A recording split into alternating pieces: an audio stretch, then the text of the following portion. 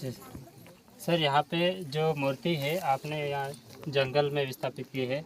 Road पे ना सही और यहाँ पे क्यों की? सर, आपके चैनल को बहुत बहुत धन्यवाद। इस संदेश को एक ही गांव में नहीं पहुंचाना है, हमारे आसपास और जितने भी हमारा जो ज़िला जो आदिवासी लगते हैं, और आदिवासी हर ज़िलों में और हर स्टेट में ऐसा ही हमको देखने के लिए मिल रहा है।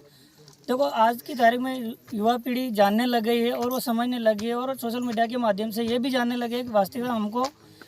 धरती से कहीं ना कहीं हमारी जल जंगल और जमीन की हम बात करते हैं, और हम धरती जो हमने घूमी है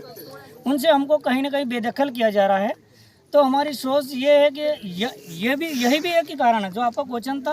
कि यहाँ बिठाने का कारण ही ये हमारा कि कहीं ना कहीं इसको भी हमको विस्थापित करने का जो मेन बिंदु है, इसी कारण हमको यहाँ बिठाने की जो पीड़ा हमारी यहाँ आज है, हम इस खुशी से नहीं मना पा रहे जो जिस खुशी से हम रोड पे मनाते हैं, उलगुलाल मनाते हैं, कितना नाच गान करते हैं और कितना वार्षिक उत्सव के रूप में हम मनाते हैं, पर यह कहीं हमारे दुख की घड़ी में लग रहा है कि हमारी ज़मीन को हमको कैसे बचाया जाए। इसके कारण हमको कहीं ना कहीं हमारे जल जंगल जमीन का मालिक को जंगल में बिठाने की नौबत हमको पड़ी है। बहुत बहुत धन्यवाद सर, आप क्या कहना? मैं तो सबसे पहले आपके चैनल को जोहार, जिंदाबाद। हमारे जो क्षेत्र में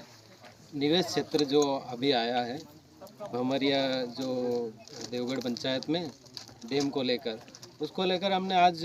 भगवान बिरसा मुंडा की जो मूर्ति स्थापना की है, तो सरकार से सीधा हम बोलना यह चाहते हैं कि हमारा निवेश क्षेत्र हमको नहीं चाहिए। आपका निवेश क्षेत्र आपके पास रखो, आप इंदौर में ले जाओ, बड़े शहरों में निवेश क्षेत्र ले जाओ, वहाँ तालाब बनाओ, वहाँ आप पानी उत्पन्न करो। हमारे क्षेत्र में जो हम जमीन से जुड़े आदिवासी जो है वो ज़मीन से जुड़े हुए हैं, तो आप हमारे क्षेत्र में ज़मीन से बेदखल करके हमारे को कहाँ भेजना चाहते हो? तो हम हमारी ज़मीन नहीं देंगे, और विशेषकर सभी युवाओं से अनुरोध है कि नहीं देंगे मतलब नहीं देंगे, आप कुछ भी कर लो भले। क्या सरकार का सीधा टारगेट आदिवासियों पर? इसीलिए तो आदिवासियों को टारगेट कर रहे हैं सरकार। वोट बैंक के वोट लेने के लिए आ जाते हैं 1500 रुपये देकर, सेव परमल बांट कर, और जो भी आप वोट लेते समय आ जाते हो, और जिस टाइम पे ज़मीन की बात आती है उस टाइम पर आदिवासियों के साथ छेड़खानी करते हो। यहाँ के नेताओं से क्या कहना चाहिए? देखो, हम तो नेताओं का भी सम्मान करते हैं, और हम तो ये चाहते हैं कि आदिवासी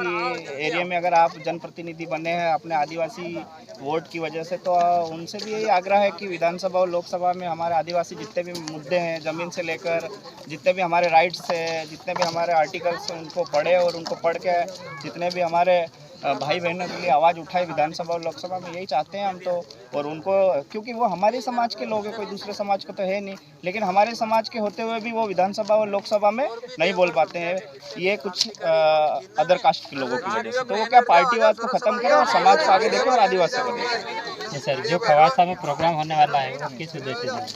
ये मैंने आपको आगे भी बताया और अभी भी यही बताना चाहूँगा कि हमारा निरंतर, हम 75 साल से हमारे, मैं खुद अभी 15-20 साल 25 साल पहले बिरसा मुंडा, टिंटिया मामा, इनके बारे में जानना चाहा एक संगठन के माध्यम से, और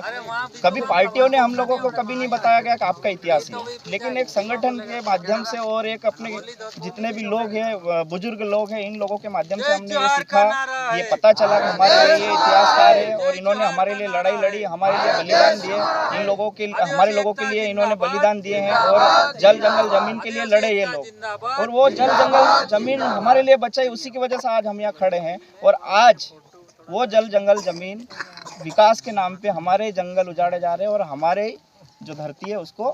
बेचा जा रहा है। तो इसके विरुद्ध में भी हम यही चाहते हैं जनप्रतिनिधियों से कि हम जब आप हमारे समाज से और हमारे समाज के वोटों से आप नेता बने हैं, तो विधानसभा लोकसभा में हमारी आवाज़ उठाए, हमारे जितने भी मुद्दे हैं इन मुद्दों पे हमारी चर्चा करें, हम यही चाहते हैं। Thank you sir.